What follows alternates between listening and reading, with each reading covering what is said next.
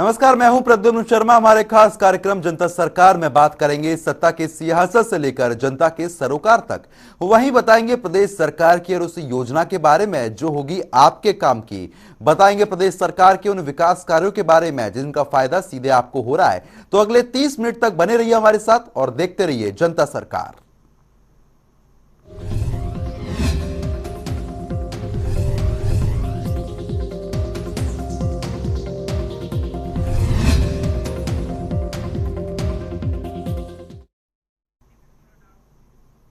हरियाणा राजभवन में विजय दिवस की 50वीं वर्षगांठ के मौके पर एक शाम शहीदों के नाम समारोह का आयोजन किया गया, जहां हरियाणा के राज्यपाल ने 1971 के युद्ध में शामिल रहे पूर्व सेना अधिकारियों को सम्मानित किया।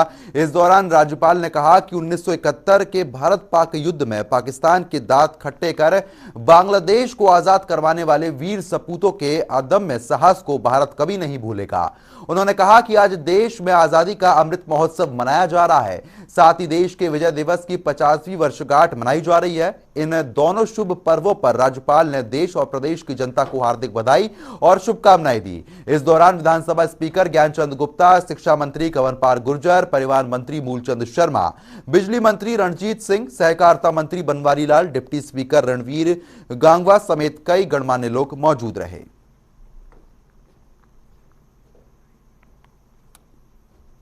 हरियाणा विधानसभा के शीतकालीन सत्र की शुरुआत से एक दिन पहले यानी कि 16 दिसंबर को बिजनेस एडवाइजरी कमेटी की बैठक हुई, जिसकी अध्यक्षता विधानसभा के स्पीकर ज्ञानचंद गुप्ता ने की। इस दौरान सत्र की अवधि समेत सत्र की सुरक्षा और कोविड प्रोटोकॉल समेत कई अहम मुद्दों पर फैसले लिए गए, जिसकी जानकारी खुद विधानसभा स्पीकर ज्ञानचंद गुप्ता ने प्रेस कॉन्फ्रेंस कर दी है। उन्होंने बताया कि बीएसी यानी कि बिजनेस एडवाइजरी कमेटी की बैठक में फैसला शीतकालीन सत्र की अवधि 22 दिसंबर तक रखने पर फैसला ले लिया गया है, जो पहले 21 दिसंबर तक थी। वहीं उन्होंने बताया कि सरकार की तरफ से 6 बिल आए हैं, जबकि विपक्ष के 33 कॉल अटेंशन मोशन आए।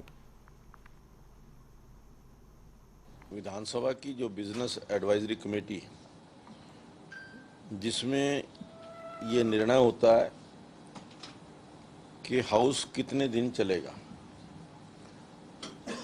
टेंटेटिव सरकार की तरफ से जो कार्यक्रम आया था वो 17 तारीख से 21 तारीख तक था।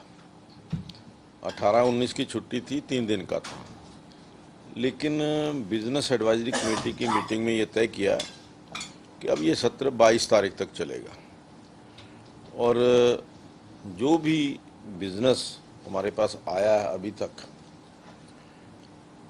लगभग 170 स्टार्ड क्वेश्चन है, 165 के करीब जो है वो अनस्टार्ड है और 33 कॉल अटेंशन मोशन जो आए, 2 एडजर्नमेंट मोशन है, 1 प्राइवेट मेंबर बिल है और 6 सरकारी जो बिल हैं वो अभी तक हमारे पास आए।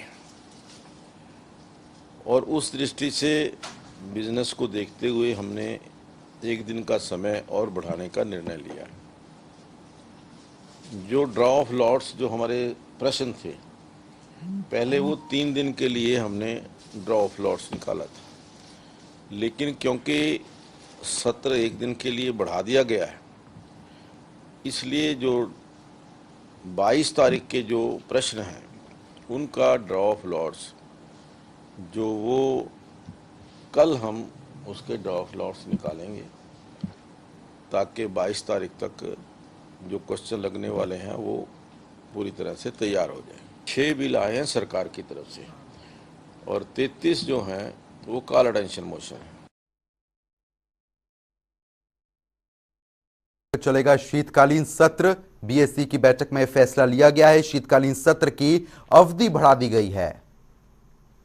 पहले 21 दिसंबर तक चलना था सत्र, लेकिन अब सरकार की तरफ से 6 बिल आए हैं। विपक्ष के 33 कॉल अटेंशन मोशन आए। सत्र की सुरक्षा के लिए पुख्ता इंतजाम किए गए हैं, तो वहीं सुरक्षा को लेकर कोई चूक नहीं होगी। कोविड नियमों के तहत शीतकालीन सत्र चलाया जाएगा। सोशल डिस्टेंसिंग से होगा सिटिंग अरेंजमेंट। प्रवेश के लिए वैक्सीन की दोनों डोज जरूरी या आरटीपीसीआर टेस्ट रिपोर्ट साथ लानी होगी। वहीं स्पीकर ज्ञानचंद गुप्ता ने बताया कि विधानसभा को पेपरलेस करने का भी कोई प्रावधान नहीं है, लेकिन आगामी बजट सेशन तक हरियाणा विधानसभा पेपरलेस करने का प्रयास है, जिसके लिए कार्य जारी है। अभी पेपरलेस की हमारे पास प्रोविजन नहीं है। देखिए, हमने आपको पता है पहले भी कहा था कि इसके लिए जो हमारा टारगेट है वो अगला बजट सेशन है। हमने अगले बजट सेशन तक इसको पेपरलेस करने का हमारा प्रयास है। अभी एक हफ्ते के लिए, 5 दिन के लिए, 6 दिन के लिए हमारी जो कमेटी है, जो इसको पेपरलेस बनाने के लिए 2 कमेटियों का गठन किया है। दोनों कमेटियां अरुणाचल प्रदेश और बिहार और असम 3 जगह पर जाकर के वहां पर उनकी वर्किंग देख करके आई हैं, ताकि हम जो पेपरलेस विधानसभा करने जा रहे हैं उसको ठीक ढंग से, अच्छे ढंग से कर पाए। हरियाणा विधानसभा के शीतकालीन सत्र की सुरक्षा को लेकर स्पीकर ज्ञानचंद गुप्ता ने बताया कि हरियाणा के मंत्रियों और विधायकों को विधानसभा में आने के लिए कोई दिक्कत ना हो, इसके लिए हरियाणा, पंजाब और चंडीगढ़ की पुलिस अधिकारियों की बैठक हुई, जिसमें फैसला हुआ कि तीनों प्रदेश की तरफ से नोडल अधिकारी नियुक्त किए जाएंगे ताकि मिसकम्युनिकेशन ना हो और सुरक्षा को लेकर कोई चूक ना हो। सिक्योरिटी को लेकर के कोई किसी प्रकार की मिसअंडरस्टैंडिंग ना हो और हमारे जो विधायक हैं उनको विधानसभा में आने के लिए कोई कठिनाई ना हो, सेफ पैसेज मिले, उसको लेकर के हमने जो सभी अधिकारी हैं, पंजाब, हरियाणा और चंडीगढ़ के पुलिस अधिकारी और यहाँ के डिप्टी कमिश्नर चंडीगढ़ के, तो उनसे हमने कहा है कि एक तो यहाँ परमानेंट ड्यूटी मजिस्ट्रेट, जो जितने दिन सेशन रहेगा उस दिन ड्यूटी मजिस्ट्रेट रहेगा, और तीनों प्रदेशों की तरफ से नोडल ऑफिसर जो हैं वो अपॉइंट किए जाएंगे, पंजाब, हरियाणा और चंडीगढ़ की तरफ से, ताकि आपस के अंदर कोऑर्डिनेशन रहे और सिक्योरिटी को लेकर के कोई कहीं भी लैप्स ना हो। उस दृष्टि से चंडीगढ़ पुलिस से हमने कहा है कि जिस प्रकार की खबरें आ रही हैं, कुछ हो सकता है कि कुछ प्रदर्शन भी हों, और उनको मद्देनज़र रखते हुए सिक्योरिटी के अरेंजमेंट पुख्ता होने चाहिए, और जो हमारे विधायक हैं, मंत्री हैं या जो भी विधानसभा के अंदर इस कार्रवाई में पार्टिसिपेट करने वाले लोग हैं, उनको एंट्री करते हुए कोई दिक्कत किसी प्रकार से ना आए। इसके साथ ही कल से शुरू हो रहे हरियाणा विधानसभा शीतकालीन सत्र में कोविड प्रोटोकॉल का भी पूरा ध्यान रखा जाएगा, जिसके तहत विधायकों का सिटिंग अरेंजमेंट भी सोशल डिस्टेंसिंग से किया गया है और सभी को दोनों वैक्सीन लगी होनी चाहिए। अगर वैक्सीन नहीं लगी है तो 72 घंटे पहले तक की आरटीपीसीआर टेस्ट रिपोर्ट लाना होगा, जिसकी जानकारी स्पीकर ज्ञानचंद गुप्ता ने दी। बार भी विधायकों की सिटिंग जो है वो सोशल डिस्टेंसिंग को मद्देनजर रखते हुए की गई है।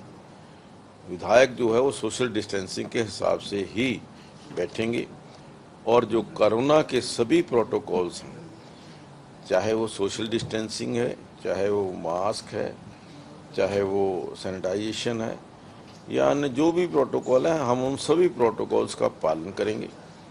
और उसके अलावा हमने एक बार अब की बार ये कहा है कि हमारे सभी विधायक, अधिकारी, कर्मचारी वो दोनों डोज लगवा करके आए, और नहीं तो 72 घंटे पहले तक जो आरटीपीसीआर का टेस्ट है उसकी रिपोर्ट लेकर के आए।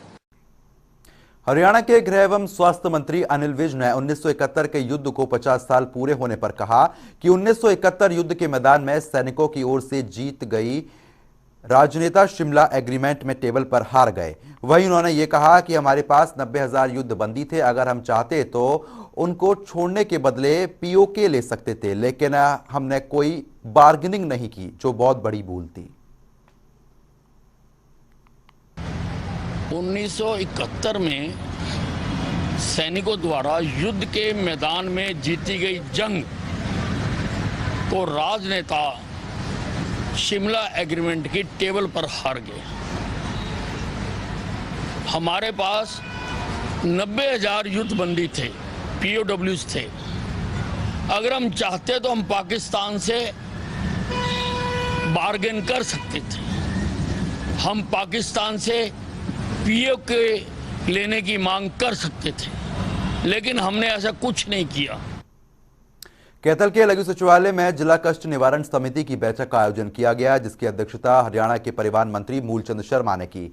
बैठक में परिवहन मंत्री ने 9 नई और 7 पुरानी शिकायतों पर सुनवाई की। इस दौरान कई शिकायतों का मौका पर ही उन्होंने निपटारा कर दिया। कई समस्याओं का समाधान करने के लिए परिवहन मंत्री मूलचंद शर्मा ने अधिकारियों को निर्देश दिए।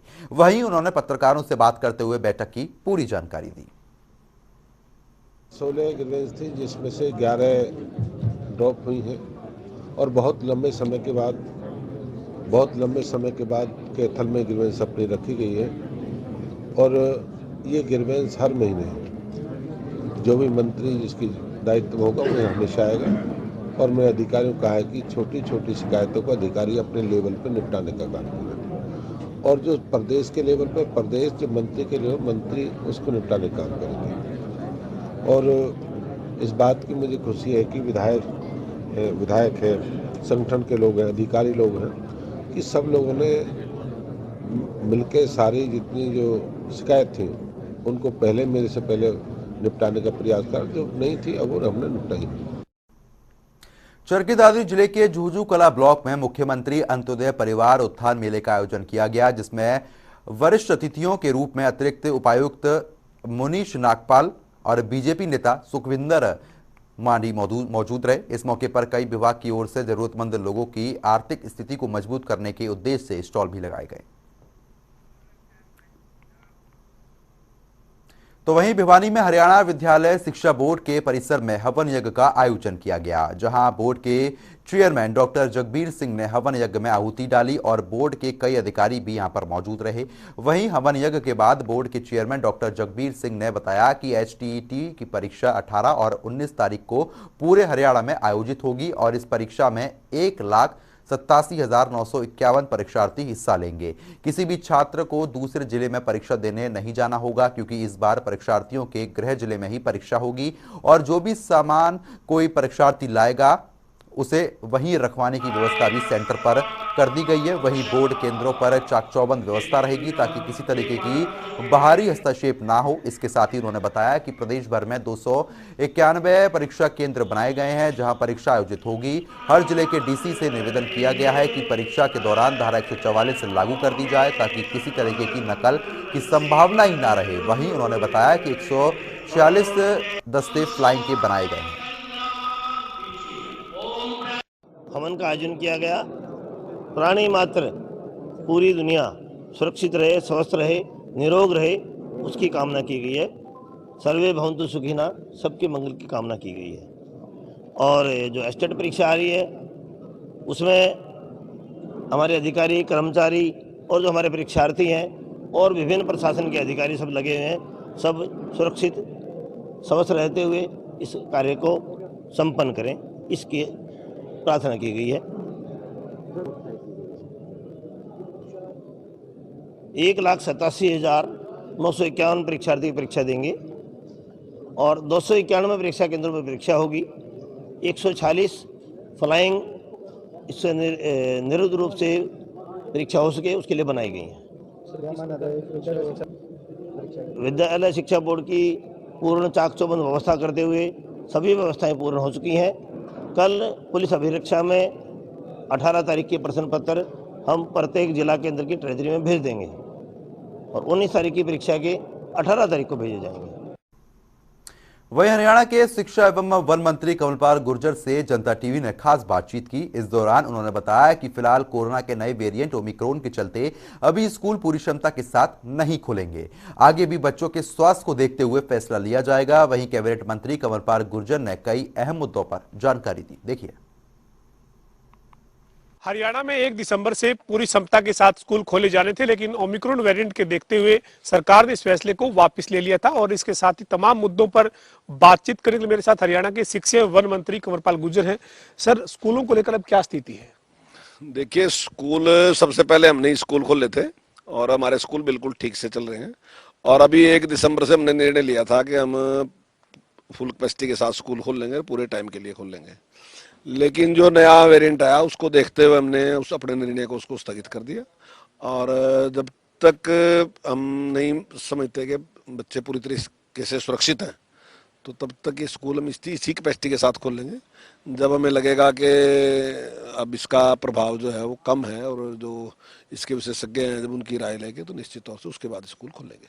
तो अभी जो है वो फुल कैपेसिटी के साथ स्कूल खोलने का कोई विचार नहीं कर रहे हैं सर? नहीं, अभी फुल कैपेसिटी के साथ नहीं। जिस प्रकार से पहले से स्कूल चल रहे हैं उसी प्रकार से चलते रहेंगे और ऑनलाइन एजुकेशन भी उसी प्रकार से चलती रहेगी। सर, जो दिल्ली एनसीआर के क्षेत्र में जो 4 जिलों के स्कूल बंद किए गए थे, जो दिल्ली में जिस तरीके से प्रदूषण का मामला था और सुप्रीम कोर्ट ने इस मामले में जो आदेश दिए थे, अब उस तरफ की क्या स्थिति है?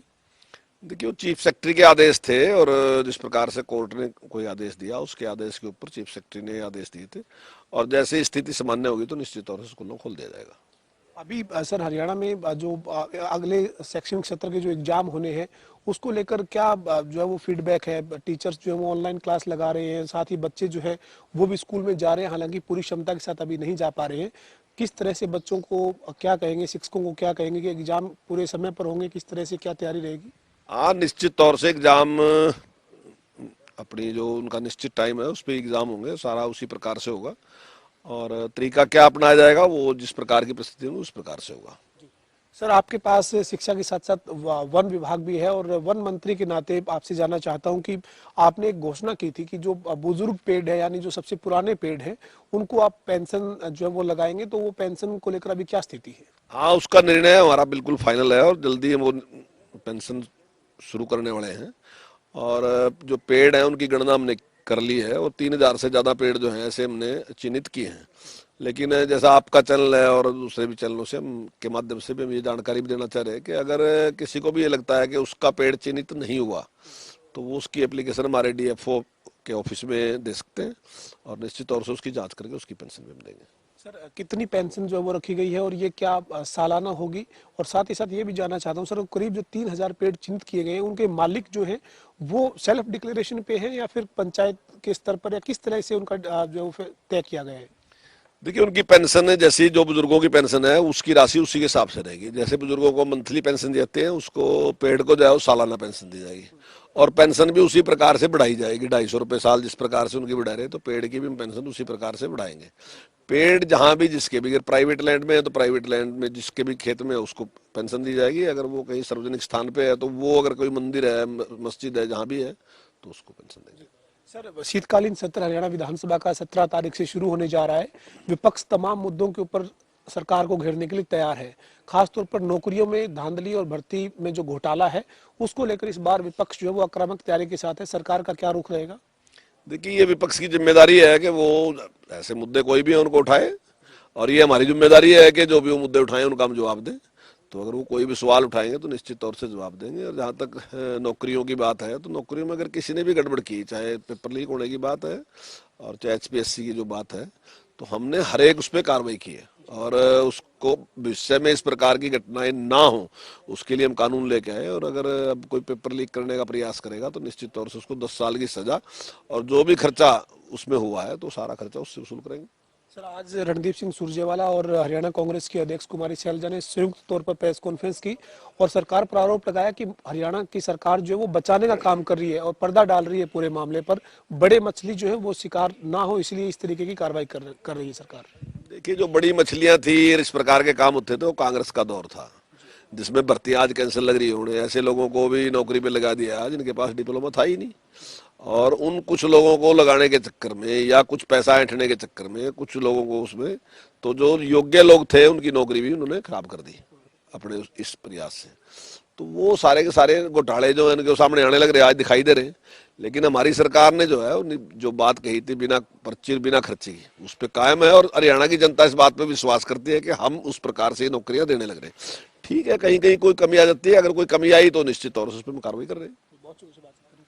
हमारे साथ हरियाणा के शिक्षा वन मंत्री कंवरपाल गुर्जर थे, जिन्होंने तमाम मुद्दों पर बातचीत की। खास तौर पर कंवरपाल गुर्जर का साफ कहना है कि हरियाणा में पारदर्शिता के साथ नौकरियां दी जा रही है, अगर कहीं कोई खामी सामने आई है तो उस पर कार्रवाई भी की गई है। वीडियो जर्नलिस्ट विजेंद्र के साथ पवन सिंह और जनता टीवी, चंडीगढ़। धर्मनगरी कुरुक्षेत्र के ब्रह्म सरोवर तट पर अंतर्राष्ट्रीय गीता महोत्सव में स्वास्थ्य विभाग शिविर 2 दिसंबर से लगाया जा रहा है, जहां अब तक 2500 लोगों ने कोरोना वैक्सीन लगवा चुकी है, जिसके बाद कुरुक्षेत्र जिले में अब तक 10 लाख वैक्सीनेशन के आंकड़ा पार हो चुका है। वहीं स्वास्थ्य विभाग के उप civil surgeon doctor Anupama Saini ने बताया कि गीता महोत्सव में लोगों को कोरोना महामारी से बचाने के लिए वैक्सीनेशन और सैंपलिंग शिविर लगाया गया है, जिसमें ज्यादा से ज्यादा लोग शिरकत कर रहे हैं। वहीं उन्होंने कहा कि कोरोना की तीसरी लहर से बचने के लिए वैक्सीन की दोनों डोज लगवानी जरूरी है और इसका साथ ही कोरोना नियमों का भी पालन जरूरी करना है। गीता जयंती का कार्यक्रम है, ये 2 दिसंबर से शुरू हो रखा है और हमने उसी दिन से, पहले दिन से यहाँ पर कोविड-19 की वैक्सीनेशन का बूथ लगा रखा है। तो इसमें अभी तक हमारी 2500 के करीब टीके लग चुके हैं गीता जयंती ब्रह्म सरोवर स्थल पर से। और इसके साथ ही हम यहाँ पे सैंपलिंग का भी हमने एक वो बना रखा है बूथ, जिसमें हम सभी लोग जो चाहते हैं सैंपलिंग करवा पाएंगे कोविड-19 की। तो और अभी तक मैं ये शेयर करना चाहूँगी कि जिले में कल तक 10 लाख डोजेस का जो मार्क है वो हमने क्रॉस कर लिया है, जिसमें से 6,36,000 के करीब फर्स्ट डोज और 3,70,000 के करीब सेकंड डोज लग चुकी है। पर अभी भी हमारा जिले में लोग रहते हैं जिन्होंने नहीं लगवाई, तो मैं आमजन से ये अपील करूंगी जिन्होंने अभी तक अपनी पहली डोज नहीं लगवाई वो अपनी पहली डोज लगवाएं और जिनकी सेकंड डोज जो बन रही है वो तय समय पर अपनी दूसरी डोज लगाएं और सुरक्षा प्राप्त करें कोविड-19 के अगेंस्ट।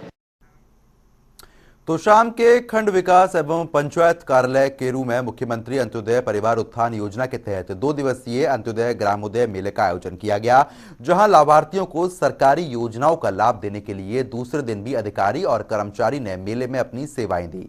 इस मौके पर भिवानी के एसडीएम संदीप अग्रवाल ने मेले का निरीक्षण किया और दी जा रही सुविधाओं की जानकारी ली है। वहीं उन्होंने कहा कि मेले का आयोजन लाभार्थियों को तुरंत फायदा पहुंचाने के लिए किया गया है। इन मेलों के माध्यम से सरकार और प्रशासन जरूरतमंद तक सुविधा पहुंचाने के लिए लगातार काम कर रहा है। हरियाणा सरकार द्वारा मुख्यमंत्री अंत्योदय परिवार योजना मेला कैरू ब्लॉक में आयोजित किया गया है, जो कि कल और आज 2 दिन के लिए था, जिसमें कुल मिला के 553 एप्लीकेंट या बेनिफिशरीज को इनवाइट किया गया है और अलग अलग डिपार्टमेंट्स की अलग अलग योजना के लिए स्टॉल लगाए गए हैं, जिसमें कि एप्लीकेंट को काउंसलिंग की जाती है सबसे पहले, जिससे कि वह अपने योग्यता या अपनी इच्छा अनुसार वो किस के लिए अप्लाई करना चाहता है, किस डिपार्टमेंट की कौन सी स्कीम लेना चाहता है, जिससे कि वह अपना सब रोजगार कर सके। वो ट्रेडिंग में जाना चाहता है, यदि कोई वो एनिमल हस्बेंड्री के काम को बढ़ाना चाहता है या वो एग्रीकल्चर में और काम करवाना चाहता है, तो उसके लिए उसको सरकार द्वारा लोन प्रोवाइड, बैंक द्वारा लोन प्रोवाइड किया जाता है। ये मेले का मेन जो हमारा ऑब्जेक्टिव है वो यही है कि अधिक से अधिक बेनिफिशरी आए, उसका लाभ उठाएं और उनको हम एक पोर्टल दे रहे हैं जिससे कि उनको आराम से और बैंक के द्वारा लोन प्राप्त मिल जाए, जिससे कि वे अपना जीविका चलाएं और सुचारू रूप से, और उनकी जो एनुअल इनकम है वो हाई हो। वहीं चंडीगढ़ में सहकारिता मंत्री डॉक्टर बनवारी लाल से जनता टीवी ने खास बातचीत की। इस दौरान उन्होंने कहा कि गन्ने की पिराई का सीजन चल रहा है और सभी शुगर मिलों में ठीक तरीके से पिराई जारी है। किसी भी मिल में कोई भी परेशानी की शिकायत अभी नहीं आई है और किसानों को किसी भी तरीके की कोई दिक्कत नहीं हो रही है। गन्ने की पिराई का सीजन जारी है और पिछले दिनों हरियाणा के सहकारिता मंत्री डॉक्टर बनवारी लाल ने प्रदेश की कई शुगर मिलों में जाकर जो शुरुआत है पिराई के सीजन की वो की थी। और इस वक्त बातचीत करने के लिए मेरे साथ डॉक्टर बनवारी लाल हैं। सर, प्रदेश की तमाम शुगर मिल में आप पहुंचे और आपने वहां पर पिराई का जो सीजन शुरू जो है वो उसकी शुरुआत की। अभी क्या स्थिति है सर, आपके पास क्या रिपोर्ट है? शुगर मिल किस तरीके से चल रही है? किसानों को कोई दिक्कत है या नहीं है? देखो, जिस तरह से हम सभी शुगर मिल्स का समय से पहले ही अभी शुभारंभ किया था क्रशिंग का, और पलवल में सबसे पहले 26/10 को हमने शुरू कर दिया था।